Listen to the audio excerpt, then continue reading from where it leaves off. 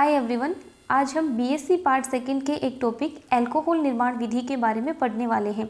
Guys, इससे पहले भी मैंने अल्कोहलों पर एक वीडियो बनाया है जिसमें अल्कोहल के बेसिक इंट्रोडक्शन, क्लासिफिकेशन और एक निर्माण विधि के बारे में हम डिस्कस कर चुके हैं, जो था ग्रिग्नार्ड अभिकर्मकों के द्वारा अल्कोहल का निर्माण। गाइस, आज हम देखने वाले हैं इसका सेकंड मेथड जिससे हम अल्कोहल का निर्माण कर सकते हैं, जो कि हमारे सामने होगा एल्कीनों के द्वारा। एल्कीन जो होते हैं उनका ऑक्सीमर्क्यूरीकरण और विमर्क्यूरीकरण करके हम अल्कोहल का निर्माण कर सकते हैं।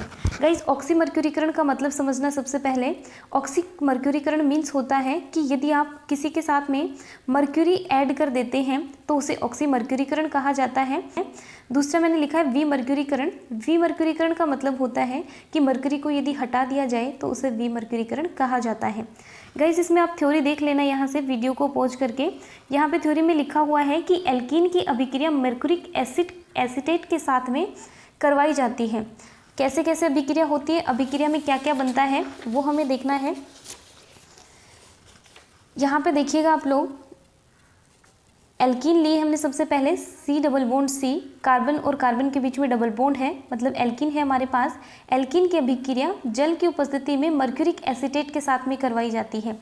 जल की उपस्थिति में मर्क्यूरिक एसीटेट के साथ अभिक्रिया आप करवाएंगे तो सबसे पहले ऑक्सीमर्क्यूरीकरण प्रक्रिया होगी। देखना, इस एल्कीन में अभी तक कोई भी मर्क्यूरी ऐड नहीं है। हमने लिया है mercuric acetate CH3 C double bond O और ऑक्सीजन के साथ में मर्क्यूरी का बॉन्ड बना हुआ है, इसे कहते हैं मर्क्यूरिक एसीटेट। क्योंकि मर्क्यूरी डाइवैलेंट होती है इसलिए हमने यहाँ पे लगाया ट्वाइस, क्योंकि सेम यहाँ पे एसीटेट समूह दो यहाँ पे जुड़े होंगे। यहाँ पे देखना गाइस, आप इन कार्बन कार्बन के बीच में यदि बंध बना है तो इस बंध को तोड़ने के बाद एक कार्बन पे आता है OH समूह और दूसरे कार्बन पर मर्क्यूरिक एसीटेट समूह जुड़ जाता है। इसके साथ में साइड प्रोडक्ट बनता है CH3 COH carboxylic acid. Next देखना, जो आपके पास ऑक्सीमर्क्यूरीकरण में जो हमारे पास प्रोडक्ट बना था उसकी अभिक्रिया हम करवाएंगे NaBH4 की उपस्थिति में। NaBH4 की उपस्थिति में विमर्क्यूरीकरण जब करवाया जाता है तो यहाँ से ये एसीटेट समूह जो है वो अलग निकलता है, मर्क्यूरी अलग निकलेगी और इस कार्बन के साथ में जुड़ता है हाइड्रोजन और लास्ट में हमारे पास अल्कोहल का निर्माण हो जाता है। गाइस, इस मैंने सिंपल अभिक्रिया दिखाई है आपको। अब हमें देखना है कि अभिक्रिया की क्रियाविधि या फिर मैकेनिज्म क्या होने वाली है, कौन कौन से स्टेप्स इसमें हुए होंगे, कौन कौन से बॉन्ड ब्रेक किए होंगे, वो हमें देखना है इसकी क्रियाविधि में। क्रियाविधि में देखिएगा, सबसे फर्स्ट जो चरण होता है या फिर प्रथम पद होता है उसमें क्या रहेगा, ये मैंने मर्क्यूरिक एसीटेट का पूरा फॉर्मूला आपको बना के दिखाया है कि इसका रासायनिक सूत्र आप दिखा कैसे सकते हैं संरचना में। तो बीच में मर्क्यूरी है, दोनों साइड एक एसीटेट समूह यहाँ पे जुड़ा है और दूसरा एसीटेट समूह यहाँ पे जुड़ा हुआ है। सबसे पहले क्या होगा, कार्बन डबल बॉन्ड कार्बन का ये जो पाई बॉन्ड है, ये पाई बॉन्ड इस मर्क्यूरी पर अटैक करता है। मर्क्यूरी पे जैसे ही अटैक करेगा तो मर्क्यूरी और ऑक्सीजन के बीच में बना बंध टूट जाता है, जिससे इस ऑक्सीजन पे नेगेटिव आएगा और ये वाली मर्क्यूरी जो है जिस पे पॉजिटिव चार्ज बचा था ये जुड़ती है कार्बन के साथ में, जिस पे नेगेटिव हम दिखाते हैं। गाइस, देखना है यहाँ पे कार्बन कार्बन के बीच में डबल बॉन्ड है, तो इस बॉन्ड को यदि आप ब्रेक करवाएंगे तो आप कैसे भी करवा सकते हैं। इस कार्बन को नेगेटिव दे सकते हैं, इसको पॉजिटिव, या फिर इसको नेगेटिव दे सकते हैं, इसको पॉजिटिव, क्योंकि दोनों ही कार्बन है, समान वातावरण है, इसीलिए कैसे भी आप बंध ब्रेक करवा सकते हैं। तो गाइस, देखना, जब ये बंध आपने ब्रेक करवाया होगा तो इस कार्बन पे नेगेटिव जुड़ा होगा तो ये इस मर्क्यूरी के साथ में जुड़ जाती है। मर्क्यूरी के साथ में देखना एक एसीटेट समूह अभी भी जुड़ा हुआ है। तो गाइस आप देखेंगे कि ये बंध ब्रेक करवाने के बाद मर्क्यूरी पे जो पॉजिटिव चार्ज आया था वो नेगेटिव वाले कार्बन के साथ जुड़ता है और दूसरे कार्बन पे हमने पॉजिटिव चार्ज दिखाया है। ये पॉजिटिव चार्ज इस मर्क्यूरी के साथ खाली कक्षक उपस्थित होने की वजह से थोड़ा सा इंट्रैक्शन यहाँ पे दिखाता है। दूसरा इसके साथ में एसीटेट आयन बनता है। अब नेक्स्ट आप देखेंगे कि ये जो बना है इसे मर्क्यूरिक सेतु कहते हैं, क्योंकि मर्क्यूरी कार्बन और इनके बीच में एक और कार्बन जुड़ा है। मर्क्यूरी दो ही बंध बनाती है, हमने तीसरे के साथ भी इंट्रैक्शन दिखाया है, इसीलिए इसे सेतु कहा जाता है। क्योंकि कार्बन पे धनायन उपस्थित है तो मर्क्यूरी सेतु कार्बन धनायन इसे कहेंगे हम। अब इसकी अभिक्रिया हम करवाते हैं जल के अणु के साथ में। जल के साथ में जब आप अभिक्रिया करवाएंगे तो जिस कार्बन पे पॉजिटिव था, पॉजिटिव का मतलब है उसके पास इलेक्ट्रॉनों की कमी है, उस कमी को H2O के इस ऑक्सीजन में उपस्थित लोन पेयर के द्वारा पूरा किया जाता है। या फिर हम कहें कि ये ऑक्सीजन अपने लोन पेयर से इलेक्ट्रॉन इस कार्बन को देगा तो ये इस कार्बन के साथ में जुड़ सकता है। H2O में से H+ आयन और OH- आयन दो बनते हैं, तो OH- आयन तो इस कार्बन के साथ जुड़ गया और H+ आयन बाहर निकल जाता है। गाइस ये H+ आयन जो है, जो हमने फर्स्ट वाले स्टेप में एसीटेट बनाया था, इस एसीटेट में O- के साथ में जुड़कर एसिटिक अम्ल का निर्माण कर लेता है। यहाँ से देखिएगा दूसरा आपका प्रोडक्ट बना है CH2OH, CH2HgOCO CH3। अब हम नेक्स्ट, ये ऑक्सीमर्क्यूरीकरण की प्रक्रिया कंप्लीट हो गई। अब हमारे पास नेक्स्ट स्टेप था विमर्क्यूरीकरण। विमर्क्यूरीकरण में देखना, जो हमने पहले वाले में प्रोडक्ट बनाया था CH2 के साथ में HgOCO CH3 जुड़ा था और इस वाले CH2 के साथ में OH, ये एज इट इज हम यहाँ पे लिख लेते हैं। इसकी अभिक्रिया हम करवाते हैं सोडियम बोरोहाइड्रेट NaBH4 की उपस्थिति में। गाइज आपको पता होगा NaBH4 एक अपचायक का काम करता है, यहाँ से हमें H- की फॉर्म में मिलता है। यहाँ से जो H- निकलता है वो इस वाले बॉन्ड को ब्रेक करवाएगा। ये H- इस कार्बन के साथ जुड़ता है और कार्बन के साथ H- जुड़ा है, मतलब कार्बन पे पॉजिटिव आया होगा।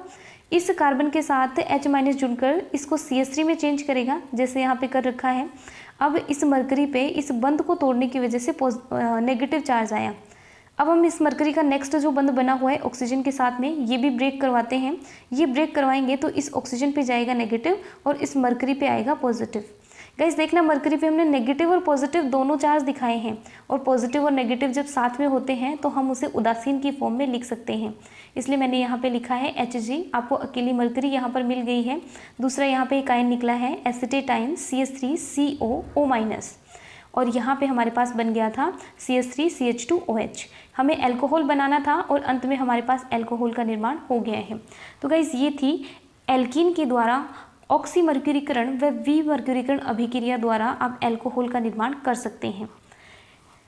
अब तक हम दो मेथड देख चुके हैं अल्कोहल निर्माण विधियों के। अब हमारे सामने आता है नेक्स्ट मेथड, जो है एल्केनेल और एल्केनोन के अपचयन से। एल्केनेल और एल्केनोन का मतलब है कार्बोनिल यौगिक, एल्डिहाइड या फिर कीटोन। इनका अपचयन करके भी हम अल्कोहल का निर्माण कर सकते हैं। अपचयन में फर्स्ट अपचयन होगा हमारे पास बुओ ब्लांक अपचयन। सोडियम तथा एथेनॉल से अपचयन पर एल्केनोल और एल्केनोन क्रमशः संगत प्राथमिक तथा द्वितीयक एल्केनोल देते हैं। गाइस बुओ ब्लांक अपचयन में क्या होगा, सोडियम हमारे पास धातु उपस्थित होनी चाहिए, इसके साथ में एल्कोहल के तौर पर एथेनॉल उपस्थित होना चाहिए। इन दोनों की प्रेजेंस में जब कीटोन या फिर एल्डिहाइड की अभिक्रिया करवाई जाती है तो हमारे पास अल्कोहल का निर्माण होता है। जैसे मैंने यहाँ पे लिखा हुआ है कीटोन, दोनों तरफ R ग्रुप है और डबल बॉन्ड O है। ये डबल बॉन्ड O चेंज हो जाता है अल्कोहल में। ये कैसे चेंज होगा, इसके लिए भी क्रियाविधि बनती है। क्रियाविधि आप देख सकते हैं, यहाँ से देखना। सबसे पहले हमने लिया है कीटोन। कीटोन की अभिक्रिया सबसे पहले सोडियम की उपस्थिति में होती है। गाइस आपको पता होगा कि सोडियम एक S ब्लॉक की धातु है और S ब्लॉक की जो धातुएं होती हैं उनमें सबसे ज़्यादा इलेक्ट्रॉन त्यागने की प्रवृत्ति पाई जाती है। तो यहाँ से ये वाला सोडियम एक इलेक्ट्रॉन त्यागेगा और खुद Na+ में चेंज हो जाता है और इससे एक इलेक्ट्रॉन बाहर निकल जाता है। ये जो इलेक्ट्रॉन बाहर निकला है ये क्या करवाएगा, सबसे पहले कार्बन डबल बॉन्ड O का समान स्विदलन करवाता है। समान स्विदलन का मतलब है कि ये जो बंध ब्रेक करेगा, बंध ब्रेक करने के बाद एक इलेक्ट्रॉन ऑक्सीजन के पास और दूसरा इलेक्ट्रॉन कार्बन के पास जाता है। जैसे मैंने यहाँ पे दिखाया है, बंध ब्रेक करवाने के बाद ये ब्लू डॉट वाला ये बॉन्ड ब्रेक करने से आया है, एक इलेक्ट्रॉन और दूसरा इलेक्ट्रॉन ऑक्सीजन पे है। अब देखना गाइस, यहाँ पे सोडियम ने भी एक इलेक्ट्रॉन दिया था। ये इलेक्ट्रॉन इस कार्बन पे उपस्थित इलेक्ट्रॉन के साथ में जुड़ता है और इसे नेगेटिव चार्ज में चेंज कर देता है। दो इलेक्ट्रॉन जब एक साथ होते हैं तो आप उसे नेगेटिव से दिखा सकते हैं। तो यहाँ पे मैंने नेगेटिव चार्ज दिखा दिया। अब नेक्स्ट है हमारे पास CH2H5C2H5OH एथेनॉल। एथेनॉल हमें देगा H+ आयन, जो कि इस कार्बन नेगेटिव के साथ जुड़ जाता है इस टाइप से, और ऑक्सीजन पे फ्री रेडिकल या फिर एक इलेक्ट्रॉन हमें दिखाई दे रहा है। अब हम इसकी अभिक्रिया वापस से करवाते हैं सोडियम धातु के साथ में। सोडियम धातु में वापस से वही चेंज होगा, Na+ और साथ में एक इलेक्ट्रॉन। ये वाला इलेक्ट्रॉन ऑक्सीजन पर एक उपस्थित इलेक्ट्रॉन को के साथ जुड़ता है और यहाँ पर ऑक्सीजन पे वापस से नेगेटिव चार्ज बना देता है। गाइस हम नेक्स्ट करवाएंगे C2H5OH के साथ अभिक्रिया। ये यहाँ से H+ आयन देगा और वो H+ आयन जुड़ता है ऑक्सीजन के साथ में। इस प्रकार से बुओ ब्लांक अपचयन के माध्यम से कीटोन से हम अल्कोहल का निर्माण कर सकते हैं। अब हम नेक्स्ट देखने वाले हैं कि अपचयन हम और किसके द्वारा करवा सकते हैं। तो नेक्स्ट मेथड है हमारे पास लिथियम एल्यूमिनियम हाइड्राइड द्वारा। लिथियम एल्यूमिनियम हाइड्राइड द्वारा भी आप अपचयन करवा सकते हैं। इसके लिए हमने सबसे पहले लिया है एल्डिहाइड। एल्डिहाइड की अभिक्रिया करवाई LiLH4 के साथ में, उसके बाद हमने करवाया जल अपघटन, तो हमारे पास एल्कोहल का निर्माण होता है। गाइस आप देखेंगे कि ऑर्गेनिक में यहाँ पे जब भी आप अभिक्रियाएं पढ़ेंगे तो अभिक्रियाओं में लगभग हम सबकी क्रियाविधि देखते हैं। जैसे मैंने आपको ऑक्सीमर्क्यूरीकरण और विमर्क्यूरीकरण के बारे में बताया, तो उसकी क्रियाविधि आप लोगों ने देखी है। नेक्स्ट हमने बुओ-ब्लांक अपचयन की बात करी, उसकी भी क्रियाविधि हमने देखी है। अब हम देखने वाले हैं कि लिथियम एल्यूमिनियम हाइड्राइड से जब आप अपचयन करवाते हैं तो क्रियाविधि क्या बनती है। इसकी क्रियाविधि में आप देखेंगे, ये हमारे पास एल्डिहाइड है, ये LiLH4 जो होता है इसमें लिथियम पे तो आता है पॉजिटिव चार्ज और AlH4 पे आता है नेगेटिव चार्ज। तो हमने यहाँ पे Li+ को यूज़ ना करते हुए AlH4 को यूज़ किया है जिस पे नेगेटिव चार्ज है। तो यहाँ से देखना हमने दिखाया AlH3 और एक हाइड्रोजन का बंध इस साइड हमने दिखा दिया है। अब इसमें क्या होता है कि ये वाला H- की फॉर्म में निकलता है और इस कार्बन के साथ जुड़ेगा, क्योंकि कार्बन और ऑक्सीजन का जो बॉन्ड बना हुआ है वो पोलर बॉन्ड है, ध्रुवीय बंध है। मतलब ये है कि कार्बन पे तो बचेगा डेल्टा पॉजिटिव और ऑक्सीजन पे जाएगा नेगेटिव। कार्बन पे पॉजिटिव होने की वजह से H- कार्बन के साथ जुड़ेगा और ऑक्सीजन पे नेगेटिव जाने की वजह से ये एल्यूमिनियम ऑक्सीजन के साथ जुड़ जाता है। या फिर आप ये कहें कि एल्यूमिनियम के पास खाली कक्षक उपस्थित होते हैं जिनमें ऑक्सीजन के द्वारा इलेक्ट्रॉन डाले जाते हैं। ये ऑक्सीजन के साथ इस फॉर्म में जुड़ेगा, यहाँ से हाइड्रोजन कार्बन के साथ में जुड़ चुका है। ऐसे करके हम यहाँ पे देखना एल्यूमिनियम के पास 3 हाइड्रोजन और बचे हुए हैं, तो ये हाइड्रोजन क्या करेंगे, 3 एल्डिहाइड अणुओं से जुड़ सकते हैं। तो यहाँ से ये 3 एल्डिहाइड अणुओं के साथ जुड़ेंगे तब सेम स्टेप में जुड़ेंगे इसी प्रोसेस में। तो यहाँ पे हम डायरेक्ट दिखा देंगे RCH2O और ये अणु कितने रहेंगे हमारे पास 4, चारों किसके साथ जुड़ जाते हैं, एल्यूमिनियम के साथ में। गाइस हमारी नेक्स्ट स्टेप होती है कि इसकी अभिक्रिया हम करवाते हैं जल अपघटन या फिर जल के साथ में। जल के साथ में जब अभिक्रिया करवाएंगे तो ये वाला एल्यूमिनियम जो है इसके साथ में तो जुड़ते हैं OH- आयन, और इस O पे क्योंकि देखना यहाँ पे बॉन्ड ब्रेक करवाएंगे, O पे जाएगा नेगेटिव, एल्यूमिनियम पे बचेगा पॉजिटिव। तो एल्यूमिनियम पे पॉजिटिव बचने की वजह से इसके साथ में तो जुड़ते हैं OH- आयन, और जब ऑक्सीजन पे नेगेटिव जाएगा तो उसके साथ में जुड़ जाता है H+ आयन, और इस प्रकार से हमारे पास एल्कोहल का निर्माण हो जाता है। तो नेक्स्ट हम देखने वाले हैं हेलो एल्केन द्वारा हम एल्कोहल का निर्माण कर सकते हैं। गाइस हम हेलो एल्केन की जलीय क्षार जैसे NaOH, KOH, नम AgO मतलब गीला AgO जो होता है उनसे अभिक्रिया करवाकर एल्कोहल का निर्माण किया जाता है। इस अभिक्रिया में कोई जटिलता नहीं है, कोई बहुत बड़ा मैकेनिज्म इसका बनता नहीं है, सिंपल सी अभिक्रिया होती है। RX यहाँ पे मैंने लिखा है, R का मतलब यहाँ पे कोई ना कोई कार्बन का बंध होगा और X का मतलब है हैलोजन है। तो हैलोजन और कार्बन का बंध जब आप ब्रेक करवाते हैं तो कार्बन पे हमेशा पॉजिटिव और हैलोजन पे नेगेटिव चार्ज आता है, क्योंकि हैलोजनों की विद्युत ऋणात्मकता ज़्यादा होती है। तो यहाँ से X पे नेगेटिव जाएगा। इधर देखना, ये तो आप NaOH ले रहे हैं या फिर KOH ले रहे हैं। NaOH लेंगे तो आयन बनेंगे Na+OH-, और KOH लेंगे तो आयन बनेंगे K+ और OH-। OH- आयन जो है वो किसकी जगह जुड़ेगा, कार्बन पे पॉजिटिव था तो कार्बन के साथ में OH- आयन जुड़ता है और यहाँ पे ROH बना लेता है, जो कि हमारे पास एल्कोहल है और इसी का निर्माण हमें करना था। नेक्स्ट देखना, यहाँ पे यदि Na+ निकला होगा या फिर यहाँ पे K+ निकला होगा, Na+ या K+ यहाँ से X- निकलता है, उसके साथ में जुड़ते हैं। तो NaOH लिया था तो NaX का निर्माण होता है और KOH लिया था तो KX का निर्माण होता है। ये सोडियम और पोटेशियम हैलाइड इसे हम कह सकते हैं। नेक्स्ट देखना, हेलो एल्केन की जलीय क्षार के प्रति क्रियाशीलता का क्रम इस प्रकार है कि ये जो हेलो एल्केन हम यूज़ करते हैं यहाँ पे ये वाले, इनकी क्रियाशीलता कैसे दिखा सकते हैं। तो देखेंगे कि यदि हमारे पास तृतीयक हेलो एल्केन है और द्वितीयक हेलो एल्केन है और प्राथमिक हेलो एल्केन है, तो तीनों में से सबसे ज़्यादा क्रियाशीलता तृतीयक हेलो एल्केन की होती है, उसके बाद द्वितीयक हेलो एल्केन और सबसे अंत में आता है प्राथमिक हेलो एल्केन। गाइस तृतीयक, द्वितीयक और प्राथमिक के बारे में जब हमने एल्कोहल का वर्गीकरण पढ़ा था तब हम देख चुके हैं।